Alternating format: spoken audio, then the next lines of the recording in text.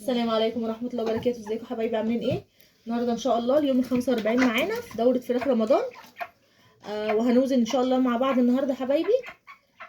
بصوا حبايبي، انا النهارده حطيت لهم طاقة الفطار زي ما انتم متعودين مني ان انا بقوم الصبح بدري بحط لهم طاقة الفطار بتاعهم.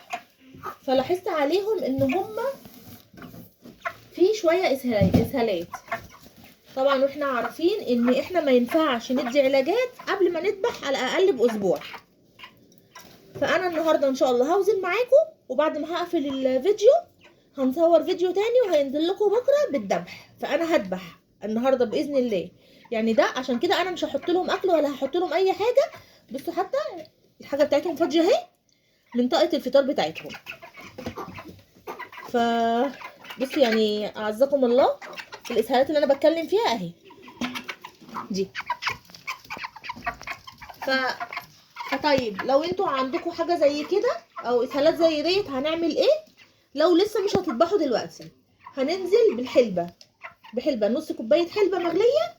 هناخد الميه بتاعتها على السقايه بتاعت الميه، على لتر ميه لمده 3 ايام. وهناخد الحب بتاع الحلبه، هي معلقه حلبه واحده، معلقه صغيره هنغليها في كوبايه ميه. هناخد منها نص كوبايه ميه الحلبه على لتر ميه.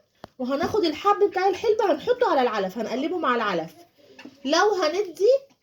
لسه شويه علينا على الذبح. تمام.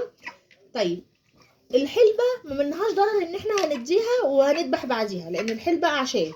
طيب لو بقى في لسه اسهالات وان احنا مضطرين ندي علاج فهننزل بالفلاجيل. هندي معلقه كبيره او حبايه، يعني لو شرب هنحط معلقه كبيره على لتر الميه لمده 3 ايام. لو حبوب اللي هو البرشام هنحط حبايه هنطحنها برضو هنحطها على لتر ميه لمده 3 ايام. بس لو هندي فلاجيل، يعني لو هننزل بدواء، يبقى هنستنى بعد ال3 ايام ده اسبوع تاني ما نذبحش عشان يكون مفعول الدواء خرج من جسمهم. ما ينفعش نذبح واحنا لسه مخلصين دواء للفراخ. تمام يا حبايبي كده. طيب احنا هنسمي الله وهنوزن النهارده. الميزان معانا اهو مظبوط على الصفر. هنسمي الله وهناخد كده اللي قدامنا. بسم الله.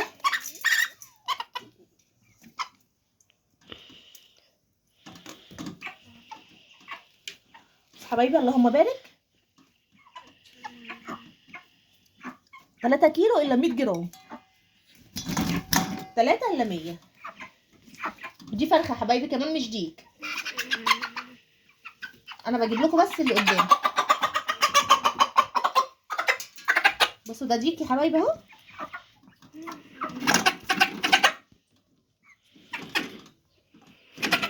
بسم الله.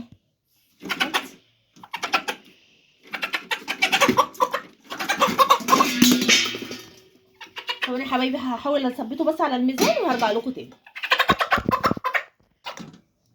طب يا حبايبي انا ثبته اهو.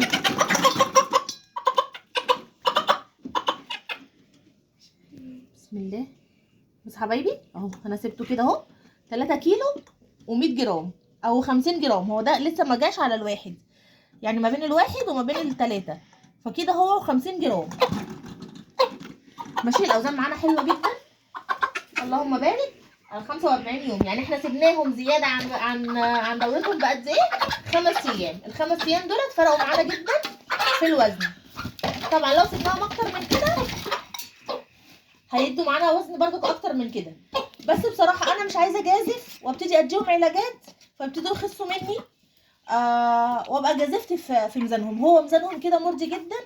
فانا ان شاء الله هخلص معاكم الفيديو ده وهذبح على طول، وهصور لكم الفيديو بتاع الذبيح هينزل لكم بكره باذن الله بكل تفاصيل بقى، بالتريش بتاعهم، بتنظيفهم، وازاي نريشهم بسهوله، ودرجه حراره الميه، وكل حاجه هنعرفها في الفيديو بتاع بكره. فكده الفيديو بتاعنا النهارده خلص. فيا ريت لو عجبكم الفيديو فعلوا زر الجرس واشتركوا في القناه عشان يوصلكم كل جديد.